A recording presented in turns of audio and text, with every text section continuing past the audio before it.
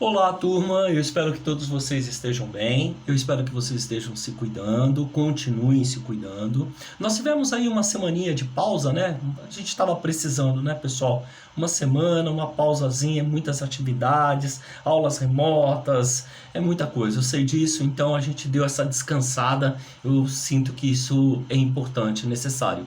Bom, esse vídeo aqui é bem curtinho, na verdade eu só tô passando rapidamente por aqui, porque eu vou fazer o seguinte, eu vou dar tipo um spoilerzinho para vocês sobre as atividades que eu postei no Google Press. Essas atividades, as últimas, que falam sobre a América Portuguesa, né? Sobre o Brasil, e a gente entender algumas coisinhas que eu coloquei no questionário lá para ficar mais fácil, mais claro, tá bom? Só um spoilerzinho. Quem já fez vai poder corrigir junto comigo. Quem não fez vai ter um spoilerzinho aí, porque o prazo está em aberto lá para vocês, tá bom? Então vamos lá? Bora fazer rapidinho para o vídeo não ficar muito longo? Vamos lá. Questionário Colonização da América Portuguesa. Uma das questões que eu coloquei lá foi qual o primeiro produto de exportação do Brasil. Então, né, nós temos dois produtos aí na dúvida, né? Você vai ter que entender se é o pau-brasil, que foi o primeiro, ou se foi a cana-de-açúcar. Veja, vamos observar qual dos dois, pau-brasil ou cana-de-açúcar. Lembrando, cana-de-açúcar foi o primeiro a fazer parte do ciclo econômico. Nós tivemos 3 ciclos econômicos. Nós tivemos a cana-de-açúcar, nós tivemos o segundo ciclo, o ouro, e o terceiro, o café, ok? Ciclos econômicos. Aqui eu estou perguntando qual foi o primeiro produto de exportação, a primeira coisa que saiu daqui para fora, né? Entendeu aí? Eu tenho o café, eu tenho a cana-de-açúcar e o pau-brasil. Tá aí, né? Tá bem? Pegou? Legal. Vamos aí para a segunda questão rapidamente. Bom, eu tenho uma questão perguntando o que eram as feitorias, né? As feitorias, pessoal, vocês lembram? As feitorias eram os locais onde eram armazenadas as madeiras que depois iam para os navios para ir lá para a Europa, lembra? Então o pau-brasil era retirado pelos indígenas, era um trabalho que era feito por eles, né? Havia aí nesse momento, eu já vou dar o spoiler da próxima, né? Que era um escambo, que é uma troca, né? Eles ganhavam foices, machadinhos, espelhinhos dos europeus, e com isso os nativos daqui tiravam o pau-brasil e colocavam nas feitorias para depois levar para as embarcações rumo à Europa, ok? Então já matamos 2 charadinhas aí, né? As feitorias então serviam como armazéns, né? Para guardar. Também perguntamos aí qual foi o primeiro colonizador do Brasil. A gente sabe que o primeiro colonizador do Brasil, ele chegou aqui em 1532 e foi Martim Afonso de Souza. O rei de Portugal pediu para vir porque já estava verificando esse problema das invasões, principalmente a França, que estava se aproximando e invadindo o território brasileiro. Então uma das missões dele foi expulsar os franceses daqui, logo quando chegou, e aí ele vai fundar também a Vila de São Vicente, né? Lembra disso? Ok, legal. Antes da chegada dos portugueses, os nativos, como viviam os nativos, né?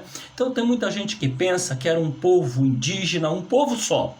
Não, eles tinham suas especificidades, eles tinham os seus costumes próprios, né? Os seus deuses, os seus ritmos, a sua cultura. Haviam tribos rivais? Claro que sim, não era algo homogêneo, né? Muito pelo contrário, tinham muitas diferenças entre tribos. E a gente vai perceber que assim como o Hernán Cortés lá no México e o Pizarro também lá na América do Norte, o que é que eles fizeram quando eles entraram ali? Eles foram procurar as tribos inimigas, apoiando essas tribos contra as outras tribos e enfraquecer o inimigo, né? E aqui no Brasil não foi diferente não, viu, pessoal? Havia uma rincha, né, entre várias tribos, inclusive tupiniquins e tupinambás. A gente vai verificar isso também. Tá aí o spoilerzinho, né?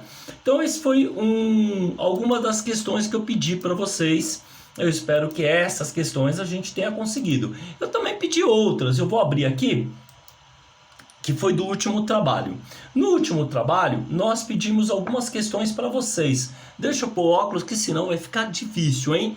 Olha só, qual o nome dos 3 primeiros governadores gerais do Brasil? Nós tivemos 3 governadores gerais, né? Quando as capitanias hereditárias não deram certo, a gente sabe que as 2 únicas bem-sucedidas foram Pernambuco e São Vicente, as demais infelizmente faliram, não deu certo, infelizmente para os portugueses, né? E aí o que acontece? Ele começa a mandar o governador geral. O primeiro foi Tomé de Souza, em 1549. Em seguida, lembram disso? Duarte da Costa e depois Mendes Sá, tá bom? Só para a gente ter uma ideia desses 3 governadores aí que ficaram aproximadamente 5, 6 anos em média, tá? Estou falando uma média, tá? Sem datas. Quem foram os fundadores da cidade de São Paulo e Rio de Janeiro, né? Então vocês lembram, fundadores da cidade de São Paulo, né? A gente conversou, pátio do colégio, jesuítas, então, né, em janeiro, Rio de Janeiro, Estácio de Sá, contra os franceses, expulsando os franceses de lá, né? Tá aí um spoilerzinho pra gente pensar, né? Podemos afirmar que os indígenas da América Portuguesa não ofereceram resistência. Esse é um mito, né, pessoal? Isso a gente tem que parar para conversar. Pessoal, sempre houve movimentos de resistência, sim. Sempre. Às vezes a gente encontra em alguns livros mais antigos, né, dizendo que o índio era pacífico, puro. Olha, gente, não é bem assim não. Eles eram como nós somos, são seres humanos, né? Então tem todas as suas especificidades, suas diferenças, os seus jeitos, a sua cultura, e não foi tão simples assim para eles ter que ceder a essa exploração colonial, tá? Então houve muita resistência, e a prova disso que mais de 10 milhões de indígenas estavam aqui quando os portugueses chegaram, e hoje não temos 900 mil. Me parece que o último censo, eu não me lembro se é 814 mil, 840 mil, para vocês terem uma ideia, né? Então não foi bem assim não, resistência sempre houve, viu, gente? Vamos deixar isso bem guardado, tá? Bom, a outra... O que os indígenas tinham como cultura que não agradavam os jesuítas?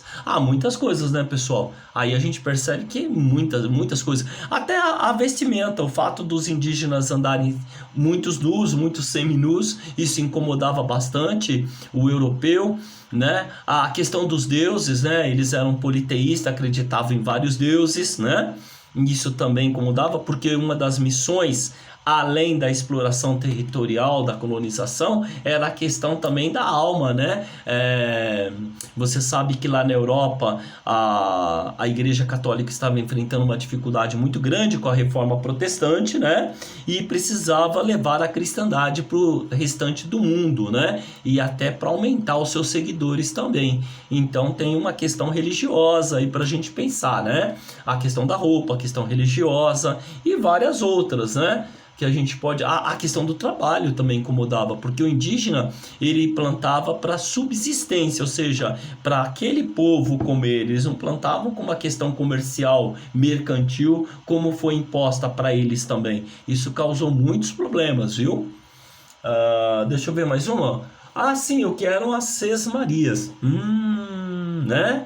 Então a gente vai pesquisar lá no livro a questão das terras que o rei doava para as pessoas de sua confiança para administrar essas terras aqui no Brasil. A maioria delas não deu muito certo também, né? E aí um passava para o outro em confiança. Então a gente precisa estudar aquele trechinho que eram os donatários que assumiam essas terras em nome do rei, né? E inclusive tinham aí uma autonomia aqui na província, né?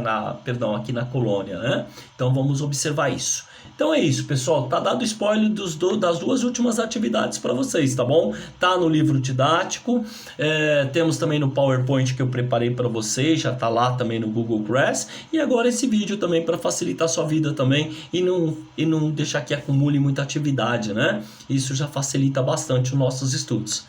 Por enquanto é só isso, eu vou ficando por aqui mesmo. Deixo um grande abraço, uma boa semana de estudos para todos vocês. Fiquem com Deus, se cuidem, né? E em breve aí vamos estar juntos aí, as coisas estão caminhando para isso, tá bem? Muito obrigado e fiquem em paz.